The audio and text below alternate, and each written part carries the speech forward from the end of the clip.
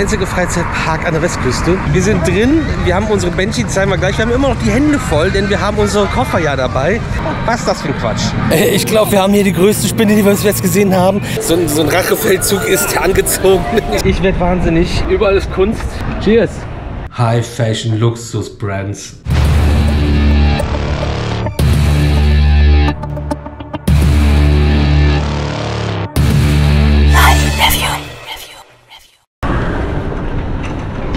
Leute, herzlich willkommen bei einem neuen Video unsererseits. Wir sind in Australien, gerade in Perth angekommen. Mit dem Indian Pacific sind wir gefahren. Wir waren jetzt 4 Tage im Zug. Holen euch mal kurz hier ab. Ich werde wahnsinnig. Wir fahren jetzt Uber und was ist? Der kommt mit dem Toyota Corolla. Ich kann da nicht mehr. Weltweit, im ganzen, jetzt wirklich im ganzen, nicht nur im halben, im ganzen Globus. Und der Bro kommt immer noch mit dem Toyota Corolla. 1 Minute entfernt.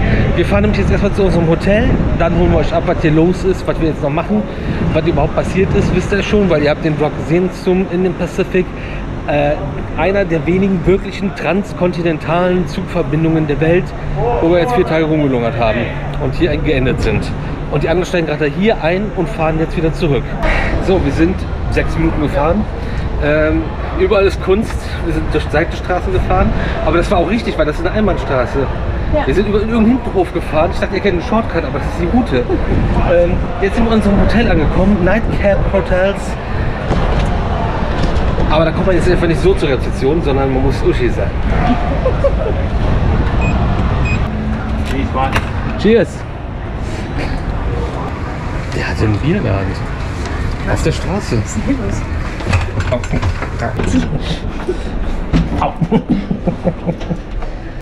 Das Check-in.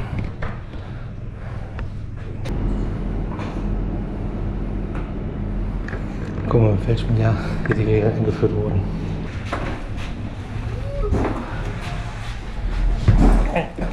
Komm rein, Schatz. Das ist doch mal groß und hell. Das ist klein. Aber hell. Aber hell. Bla bla bla bla bla bla. Coole Lampe und bla bla. Fernseher vorm Fenster, weiß ich nicht. Ja. Besser als gar keiner. Ja, vor allem ist das Fenster auch zu. Obwohl dahinter so ein Holzfenster zum Aufschieben ist. Ja. Ah. Das hochschieben. Das will man aber noch nicht. Bei 33 Grad.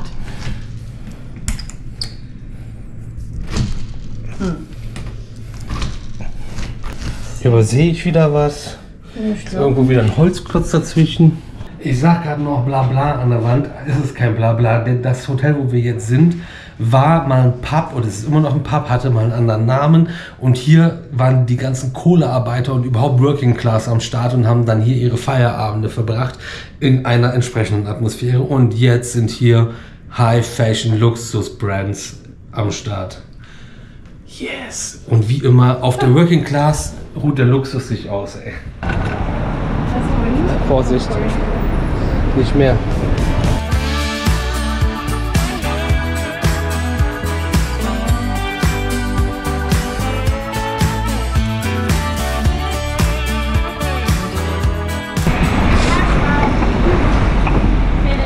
Keine Einfahrt in ein Parkhaus, das ist die Straße, die wir gerade reingefahren sind, Alter. Also ich habe das jetzt gerade auf Maps auch nochmal aufgemacht. Das ist wirklich eine Straße und da vorne ist ein Straßenschild. Das ist ziemlich weird.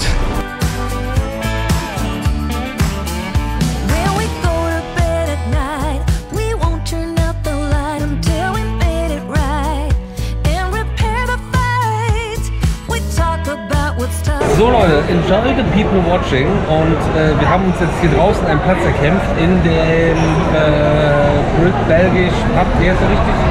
Belgian Beer Café. Ja, das ist ja so ähnlich. Das ist das Basement von unserem Hotel. Nightcap Hotel. Genau, vom Nightcap Hotel. Und da haben wir natürlich es uns nicht nehmen lassen, jetzt uns hier draußen an Straßen zu setzen. Erstmal war hier alles voll und es sind wirklich noch Leute dazugekommen. Haben so Glück gehabt, die da zu viele Tische mit zu wenig Leuten hatten. Und haben nach keinen 5 Minuten uns hier draußen einen Tisch erkämpft. Und da kam gerade die Bedienung, hat die alten Gläser abgeräumt, die hier vorher standen, mit einem extremst französischen Akzent in ihrem Englisch. Und da das ja ein Belgian Café ist, haben wir gedacht, ist sie bestimmt Belgierin. Fragen wir mal, ob sie aus Belgien ist. Nein, sie ist aus Frankreich. Aber in der Nähe zu Belgien. Mann!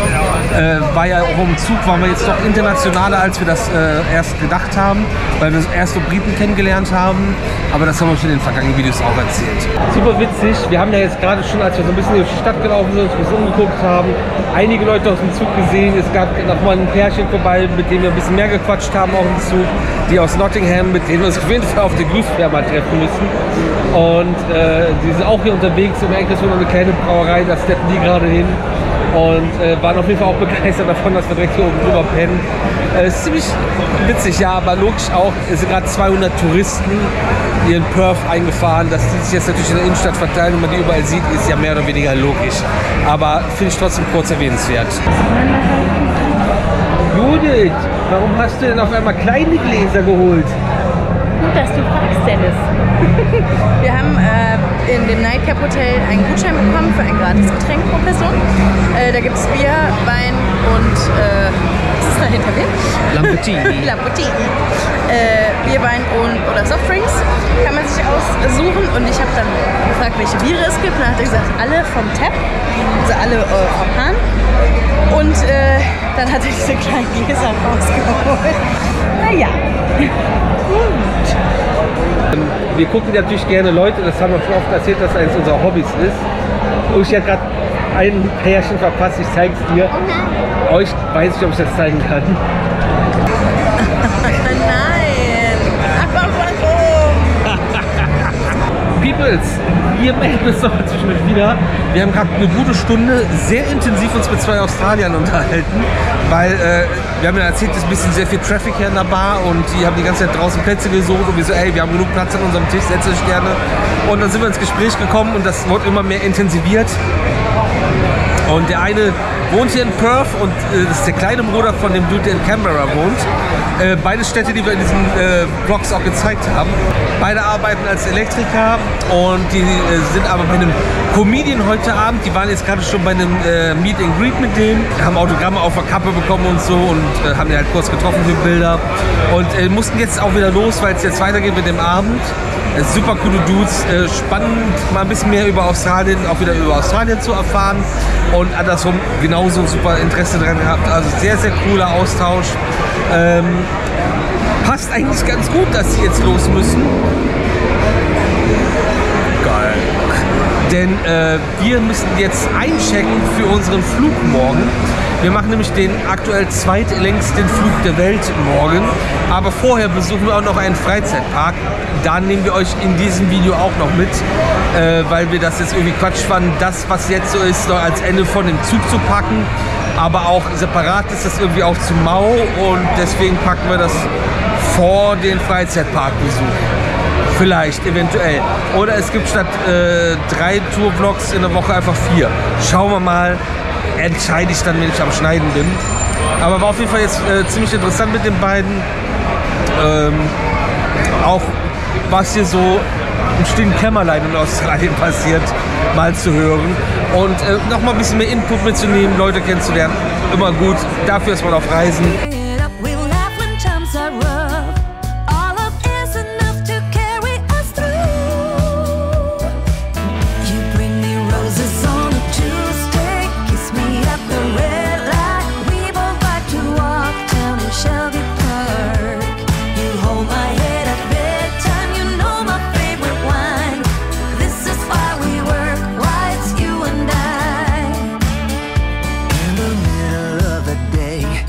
Turn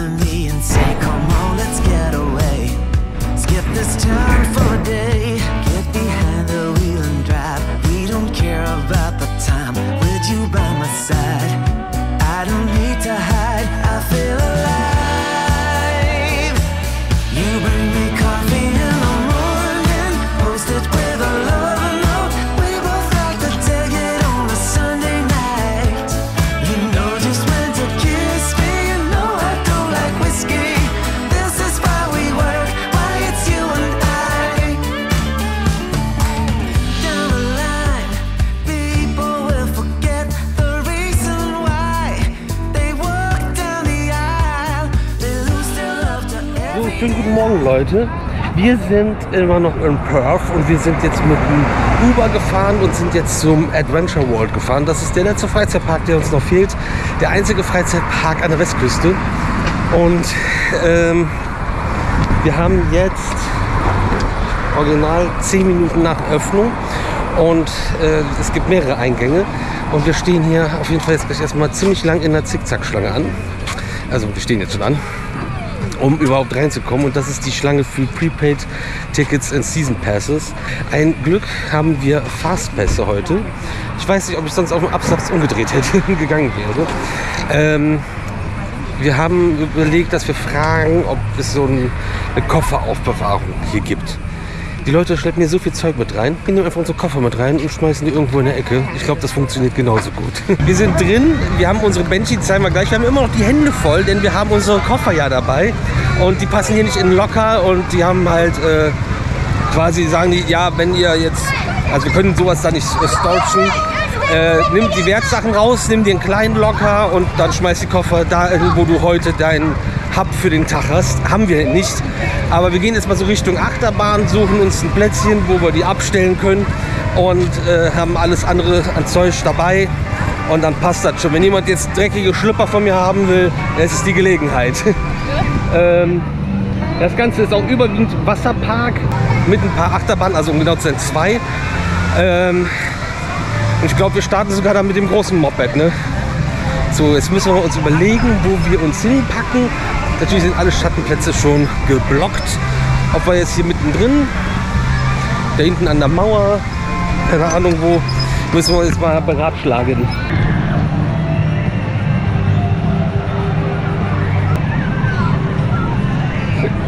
So, es geht los. Bus, ein Gerstlauer Eurofighter. Damit auch der einzige in ganz Australien. Goliath steht hier auch, ist eine große Schaukel. Ich weiß nur nicht, ich glaube nicht über Kopf, nee.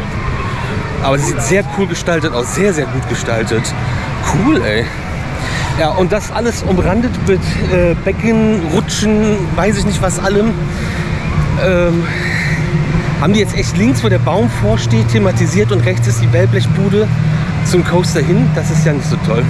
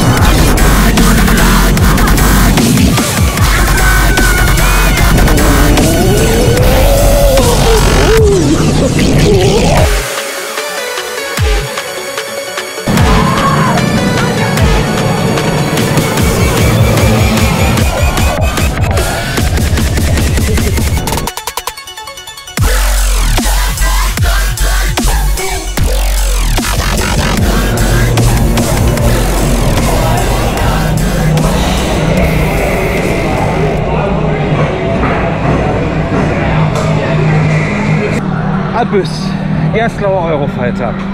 Punkt. Was ist das für ein Quatsch? Erinnert auf jeden Fall sehr stark an Saw the Ride. Ich meine jetzt nicht also auch die Fahreigenschaften, aber das, was im Inneren passiert, dass du da jetzt erst, du hast einen kleinen Drop, fährst so einen kleinen Part und dann gibt es einen Flatspin, bevor es dann raus auf den Vertikallift geht, 90 Grad nach oben.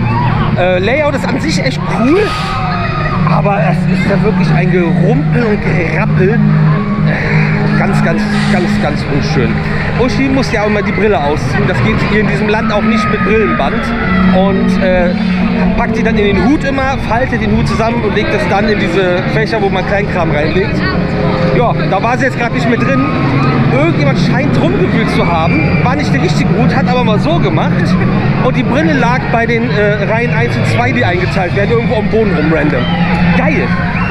Leute! In meinem Dunkeln ohne deine Brille. Ja, das hatten wir in Shanghai, da war eine Chinesin, die hat voll lange gebraucht, ihr Zeug zu suchen. Ja, und dann habe ich gesehen, warum das so lange gedauert hat, weil da fehlte auch die Brille. So, ach nee, die sind schon wieder fertig geschaut, die haben doch gerade erst angefangen. Ist das Intermin? Man weiß es nicht. So, bevor wir die Videorunde starten, müssen wir natürlich erstmal noch zu anderen Achterbahnen und uns den Credit auch noch holen. Ja, an sich sieht es ja toll aus. Finde ich super geil. Wie im Bus, der Drop Tower. Was ist das? Übrigens hier auch da mal die kleine Übersicht. Ihr seht sehr viel Wasserrutschen. Dann mal eine Achterbahn und 2 Flatrats. Black Widow ist aber heute geschlossen. Wasserrutschen. Hier ist Go-Kart-Fahrerei. Tretmonorail, aber die geht nur um den Eingangsbereich. Wasserrutschen, Mattenrutschen und sowas. Das sieht erstmal aus wie was ganz Großes. Wir müssen jetzt noch hier zum Dragon Express. Und da sieht man ja auch, hier sind noch ein paar Kiddie Rides. Und das ist dann Adventure World hier in Perth in Australien.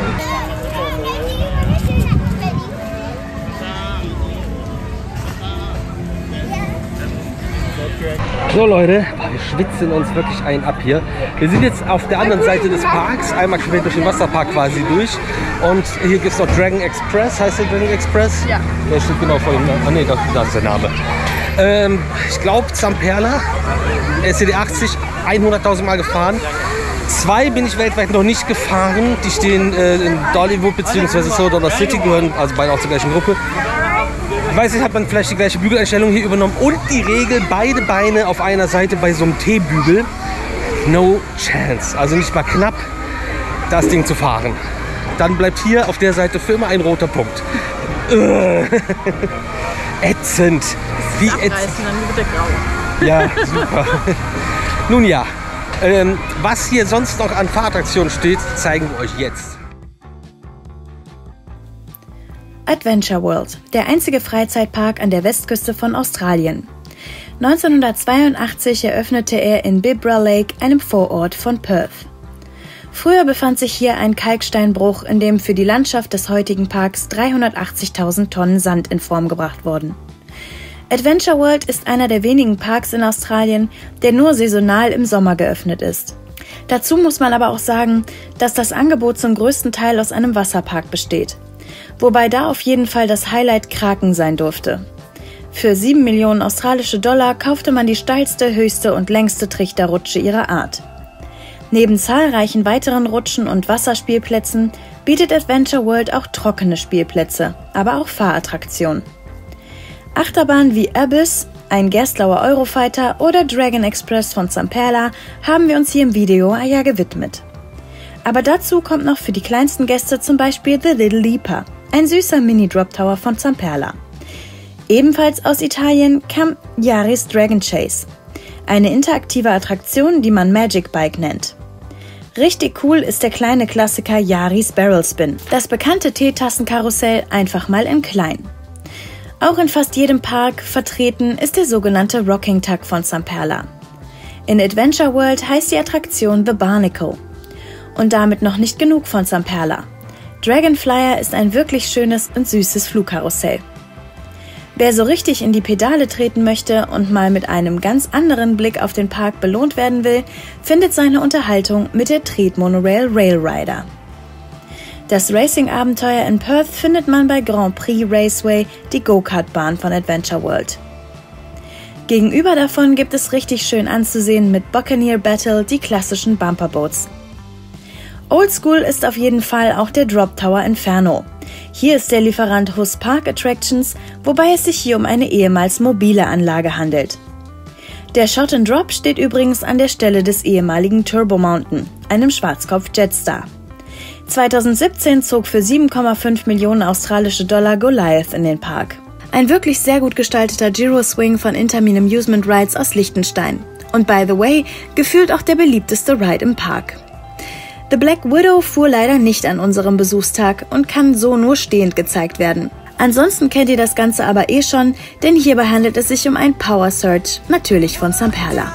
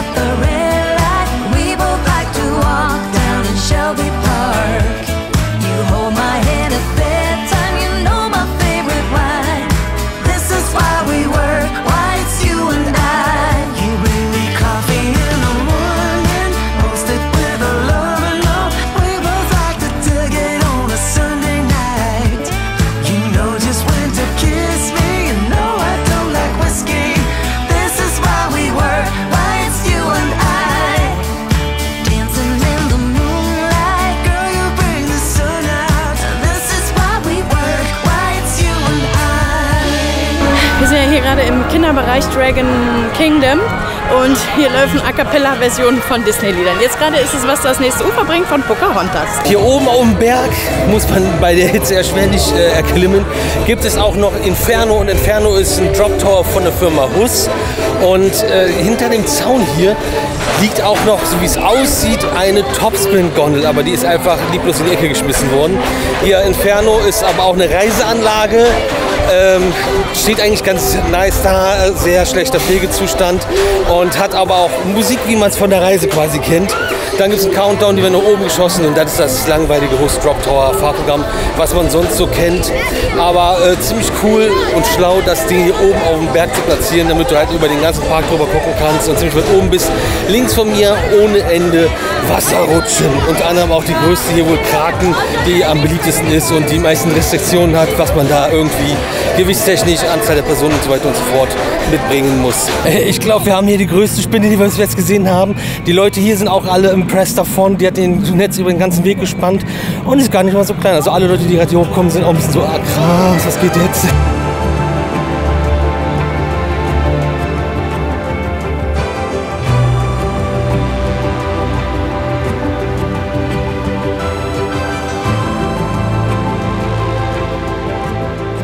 So, hier ganz oben angekommen befindet sich da noch der Eingang zu Kraken. Und das ist eine Wasserrutsche mit Schlauchboot. Die Leute haben da richtig Bock auf riesige Queue-Line. Auf jeden Fall steht komplett voll mit Leuten. Auch dafür würde dieser Fastpass hier gelten. Ihr wisst aber, wir sind nicht so die Wasserrutschen-Freaks. Digga, hier kommt kein Mensch hoch. Jetzt kommt ein Junge alleine, der muss über diesen Holzzaun hier klettern, wo die Kamera gerade drauf steht. Obwohl der Weg weit außen rum führt. Das kann man sich nie ausdenken. Ja, also riesige Queue. Und von hier oben hat man aber noch mal einen kleinen Blick über den ganzen Park runter. Okay, man hat zwar den Blick über den ganzen Park, aber man sieht nichts außer Bäume.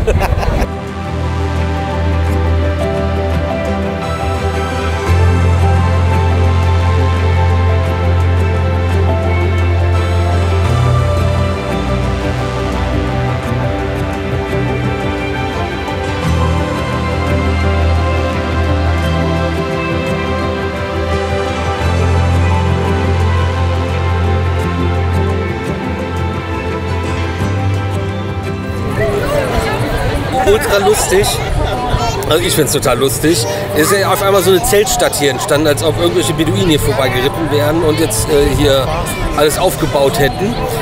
Total kurios. Dann habe ich aber Raben beobachtet und eine Möwe, glaube ich, die auch dabei war, die einfach da, wo wenig Leute sind, aber die Taschen alleine sind, anfangen das Zeug auseinander zu rupfen und das Essen rauszuholen. Raben sind halt unglaublich schlau und wissen, dass hier überall was zu holen ist. Das finde ich ziemlich amüsant. Der Park ist eigentlich ein Wasserpark mit so 2 Achterbahnen und ein paar Kinderattraktionen, würde ich sagen, damit man das vielleicht ein bisschen einschätzen kann, ob das für einen was ist. Vor allem Black Widow, finde ich, wirkt echt wie so ein Planet Coaster, Roller Coaster Tycoon Ding, auch mit dem anderen Betonboden, auch in dieser Form und so und dieser vorgegebenen Thematisierung, obwohl ich finde das an sich cool, das Teil, aber ja, ist heute übrigens auch nicht in Betrieb, wie ihr auch gesehen habt in den Aufnahmen gerade. Riesiger Wasserpark, wo Achterbahnen zwischenstehen, was auch so ein bisschen komisch ist, wenn du in normalen Klamotten meinst, Achterbahn zu fahren und dann sitzen andere im Bikini neben dir. Aber auch Leute in normalen Straßenklamotten sind Wasserrutschen gerutscht. Das habe ich auch gesehen. Das ist, weiß ich nicht, ob das so ein Rachefeldzug ist, der angezogen. Ich habe keine Ahnung. Wir sind auf jeden Fall dann soweit jetzt durch, um euch Adventure World hier in Perth in Australien zu zeigen.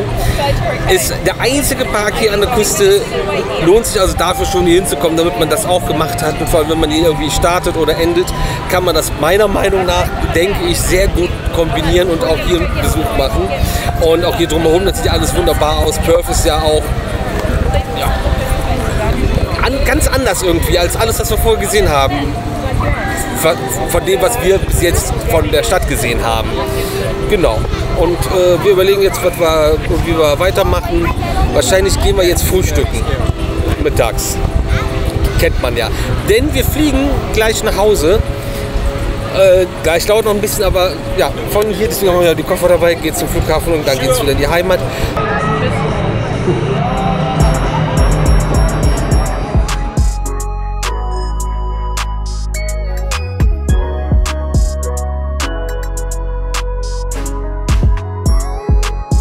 Wir haben ja euch eine Absonderlichkeit gezeigt, dass man hier ja die Deckel noch abkriegt von den Flaschen und nicht den Kack wie bei uns da dran hängen hat. Das war wirklich eine Umstellung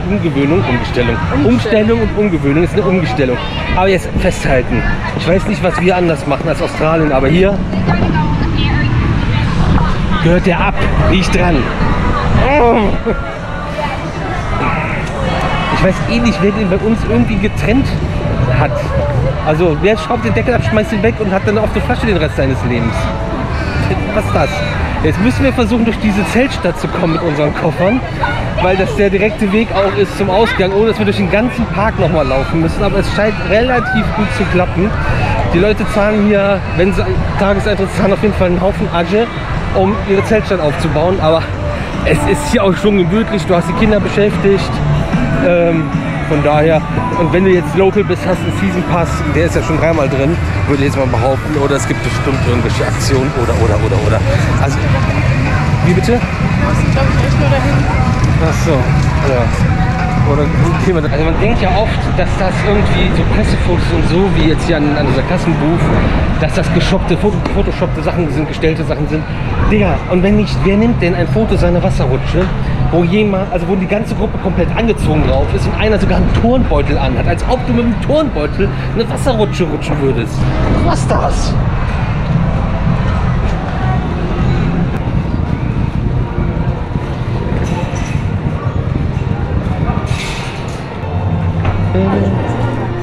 Jurassic Park ist auch noch hier? Ja. Schön.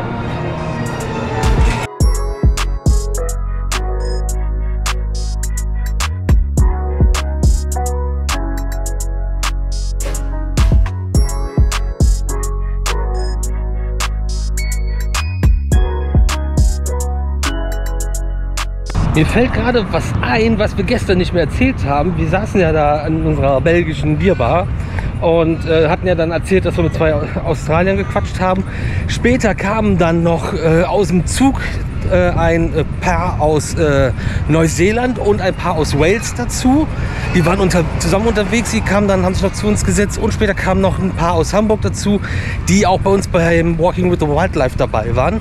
Und ansonsten haben wir auch noch ganz viele andere gesehen, aber logischerweise, wenn ein Zug 200 Touristen in Perth rausschmeißt, ist, glaube ich, sehr naheliegend, dass die ganze Stadt voll mit den Leuten aus dem Zug ist und du die überall wieder siehst, weil es jetzt auch wieder nicht so gigantisch ist, obwohl Perth 2 Millionen Einwohner hat.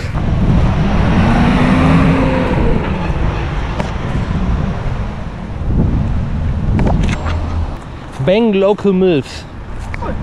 Ja.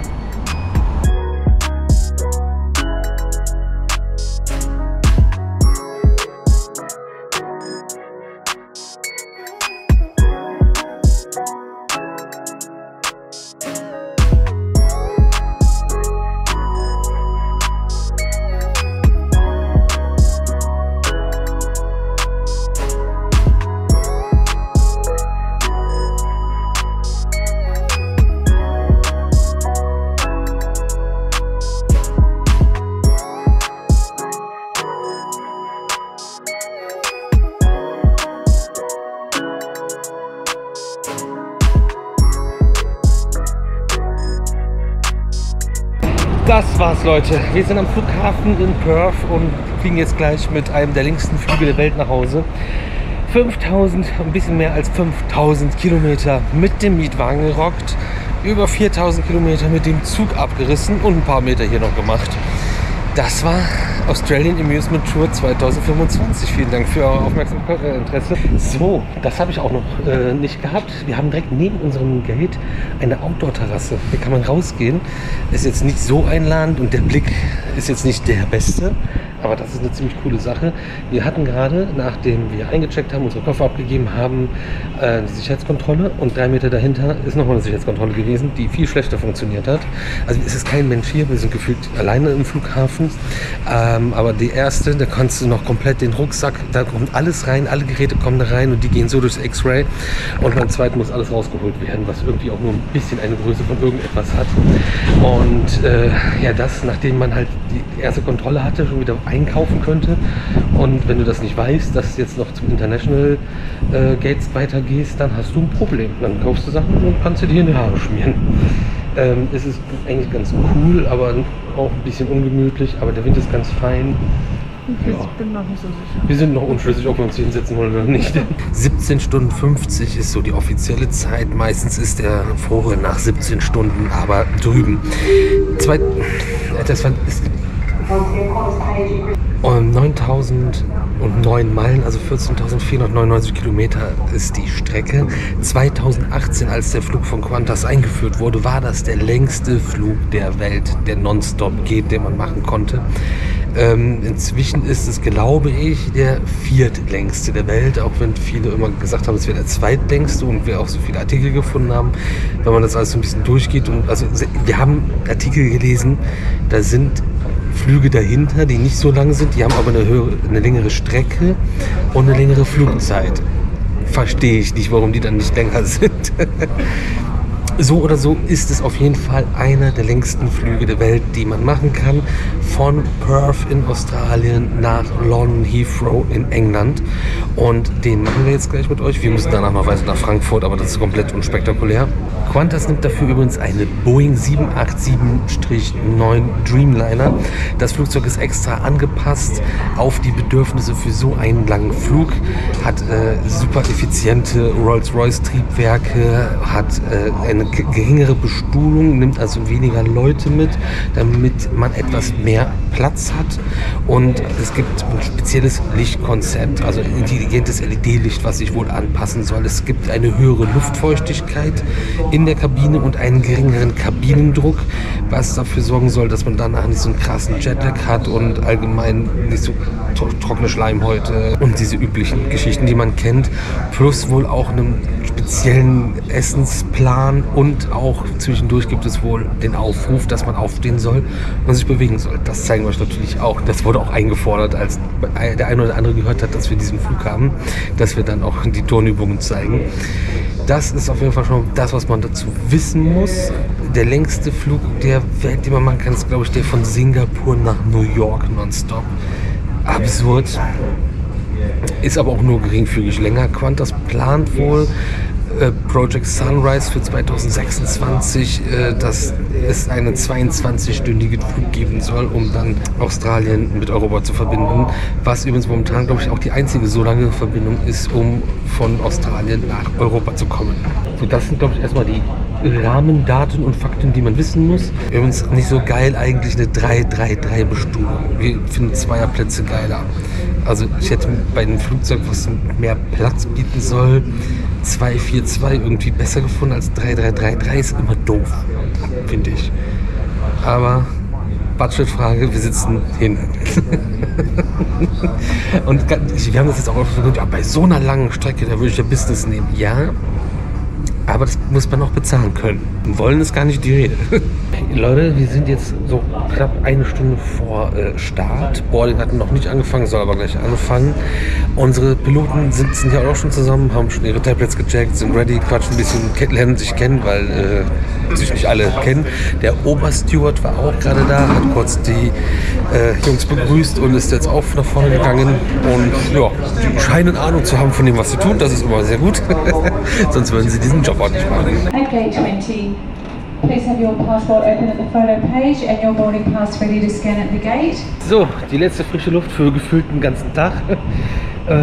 Und ja, natürlich endet das Ganze mit denen, die hinten sitzen. Wir gehen mal rein.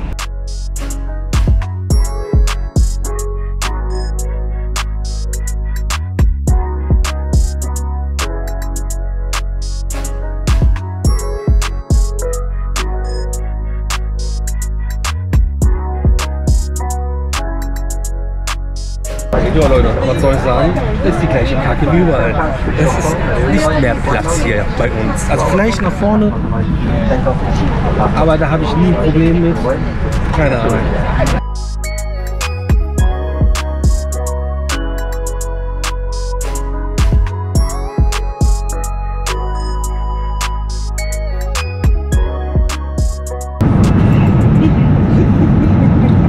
Hat man ja gar keine Wahl.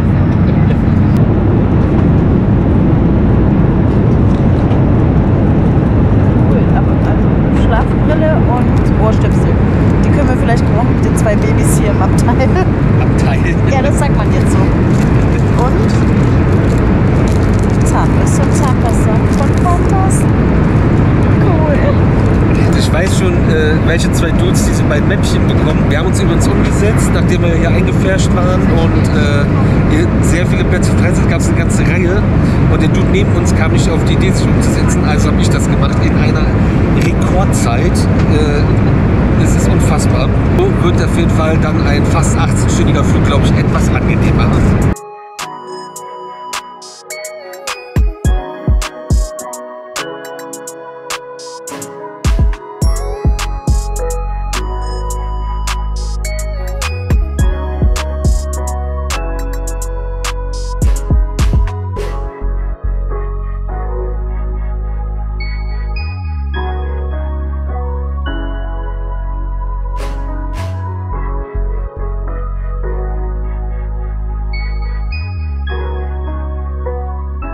Ihr habt das sicher schon mal im Flugzeug gesehen, dass dann immer solche Stecker an den Kopfhörern sind.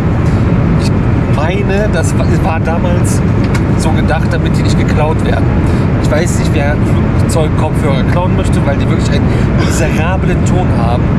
Deswegen gibt es dann so Anschlüsse, mit denen kein Mensch was anfangen kann.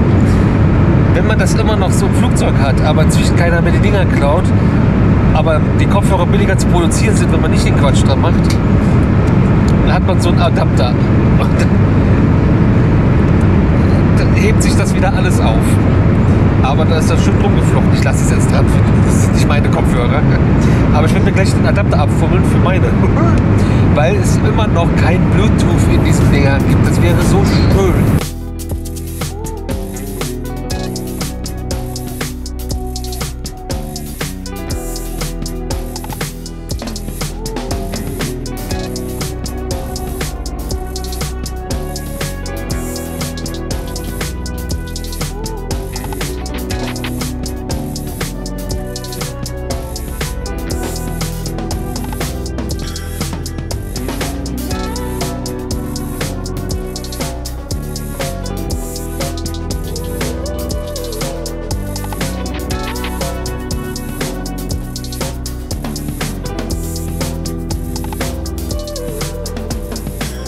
So Leute, wir haben unseren Flug jetzt auch mit rund 17 Stunden hinter uns gebracht, sind in London Heathrow angekommen, haben jetzt 3 Stunden, bis wir weiterfliegen nach Frankfurt und dann die 2 Stündchen nach Hause noch mit dem Auto.